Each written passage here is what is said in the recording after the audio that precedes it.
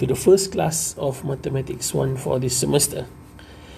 Alright, so before we start with our first lesson, I want you to download the notes from Moodle, where you can go to the real number system here. You can see the underlined topic there, real number system. So just click it and then you can download that. Okay, so try to download it before you start watching this video.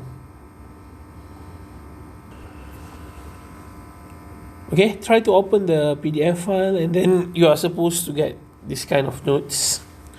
Alright, let us start with the real number system. Basically, in this topic, we just need to know what is the types of number that we are going to deal throughout this semester, and what we are going to use in our calculation basically.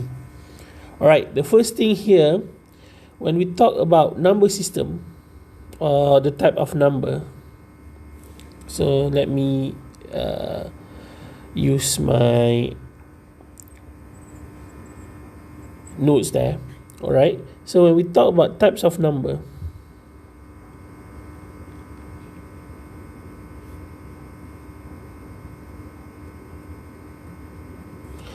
we can categorize it into two.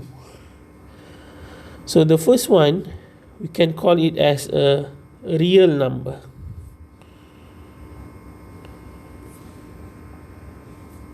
Real number, where we are going to use the notation of R. The second one is what we call as a complex number.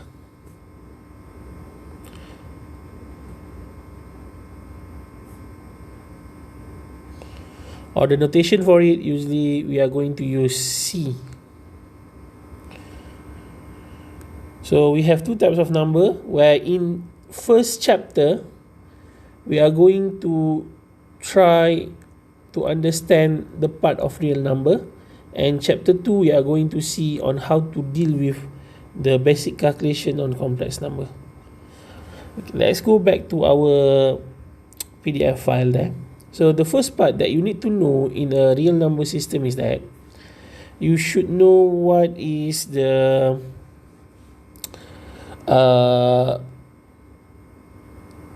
category of a real number part. So I already told you that we have two types of number, but when we talk about real number, we can categorize it into a few sets, which is the first set is what we call as a natural number. So the natural number here basically refer to a counting number, the things that we are usually use when we try to count something. Let's say we try to count our money. It can be 1 ringgit, 2 ringgit, or try to count a person in a class. So usually we are going to use what we call as a natural number. And we can also go into another set, which is what we call as a whole number. So the whole number is actually the natural number, but we are going to include the value of 0 there. And when we talk about integers, we are going to have the whole number together with the negative part. And the rational number here, basically the things that we always use in our calculation, where we are supposed to have a fraction on it, where A over B, or we can also try to change the things into points. But in our calculation, if you can convert the points into a fraction, I think it is better for you to use a fraction instead of points. So please take note on that. So I prefer you use a fraction over the points in your calculation. But if you cannot you get a fraction, it's okay for you to use a points, but please make sure you try to round it off into 4 decimal point. Because usually sometimes in our calculation we are going to get approximation value. Yeah, not everything will be exact here. Okay, so you can read by your own, I think, for the types of the function here. So you can see the rational function, the types of it. So in summary, basically you can see the figure that I have here. Basically, the real number can be categorized into the set like this, where we are going to talk about natural number, whole number, integer, and rational part. And the irrational part basically refer to the value that cannot be convert into the fraction. For example, here you got 2.718 something. Basically, it is we call it cannot be converted into the fraction, so it's better for you to leave it like that, or you try to round it off into 4 decimal point, like I said previously. And the value of pi there, instead of using the point of 3.1442 every second, it's better for you to use the value of pi there. Okay, so try as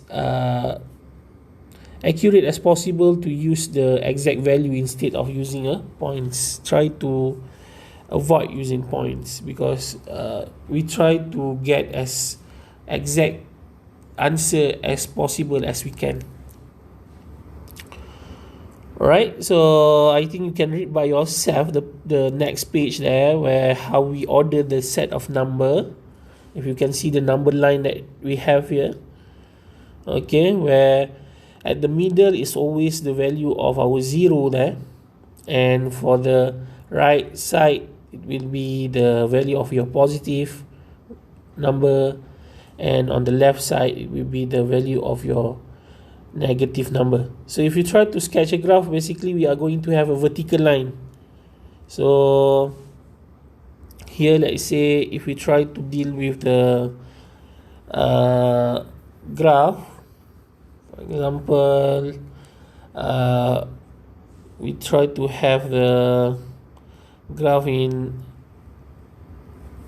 2 dimension, where we are going to get the y-axis and also x-axis. So here we can see that we are going to have a graph, 2 lines like this, y and x, 0. Then, like I already told you, that when we have the value at the center here is 0, so basically whatever in the right side here should be all the positive number, and whatever in the left hand side here should be your negative number. Okay, but what happens when we try to have a number in your vertical line here? So on the upper part here, we can use a positive number,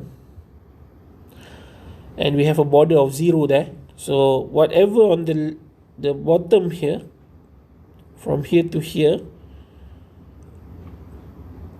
okay, we are going to provide it as a negative number. So this is when we talk about the graph in 2 dimensions. So in diploma level, basically we just deal with the 2 axes only, x and y. If you try to further your studies into degree, you are going to use 3 dimension later. Alright, so let's go back to our notes. Okay,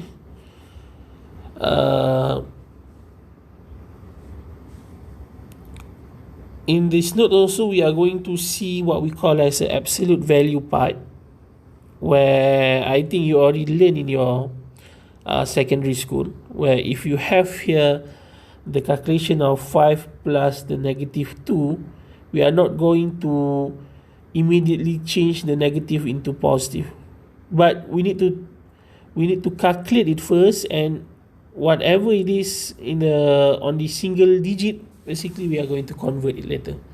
For example, Okay, you can try to understand this example, or let me use another example here.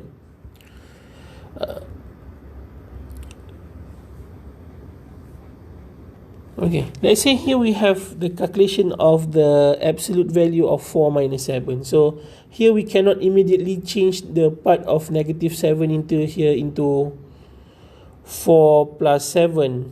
Wrong. This is wrong. So what we are going to do, we just need to calculate it as usual. Just add it normally, where 4 minus 7 should be the value of negative 3. Because you can actually try to imagine that you have 4 ringgits and now you need to buy something with 7 ringgit, so basically you are short of 3 ringgit, so you are going to put a negative of 3 there. So here when you got a single digit, basically we can change it into positive 3. This is the way how you deal with the absolute value. So please do not do a mistake something like this. Right? Okay, so then let's go back to our main page here. So this is absolute value. I think you can try to read it by yourself, because this one is actually just a common thing for you. So how to do addition and subtraction in a real number. So you can use a line method, or you just need to deal with the any method that you know there. So multiplication and division, I think you already learned it. Division, where you are going to use a rational function there, or a fraction.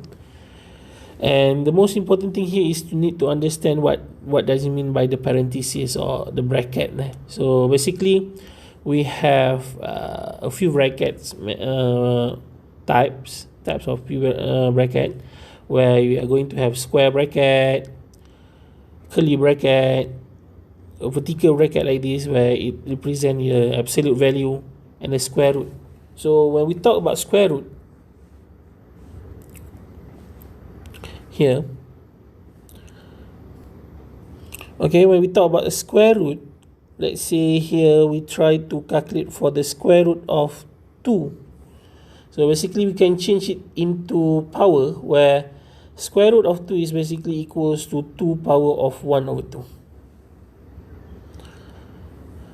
Okay, if we go for the cube roots, when we have a small 3 next to our square bracket there, let's say here 2, so we can change it into 2 power of 1 over 3. So same goes if we go for the fourth root. So here let's say we have a value of a, so it will be a power of 1 over 4.